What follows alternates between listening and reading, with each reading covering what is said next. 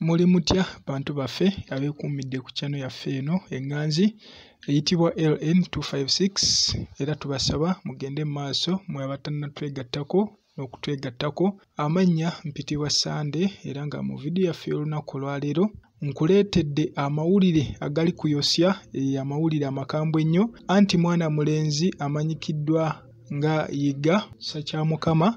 Ono abangi mumumanyi yalabikira mu katambi akagowinga viral nga yeyambudde ng'ayina n'ebigambo bye yakomekereza nga ekikolwa ekyo kyali kibi nnyo era ekikolwa ekyo kyaswaza abantu bangi n'eggwanga okutwaliza wamu. Naye olunaku olwaleero muganda wange omusajja ono amanyikiddwa nga Yiga Kissakyamukama avuddeyo ne yeetonda mu katambi k'akutte ng'ali mu mmotoka, ne yeetondera eggwanga, ne yeetondera bannaddiini, ne yeetondera n'abakulembeze bonna, ne yeetondera na buli muntu yonna nti mumusonyiwe. Ekintu kye yakola naye yennyini yeekubye mu mutima tikyali kya buvunaanyizibwa, tikyali kya buzadde era awulira nga gumusingidde ddala. So omusajja wattu ne yeetondera eggwanga n'asaba okusonyiyibwa.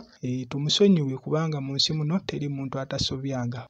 Mwebale nnyo okubeera ku channel yaffe eyitibwa LN256 era nga tubasaba mugende mu maaso n'okufollowinga. Gwe atannatwegattako naawe twegatteko.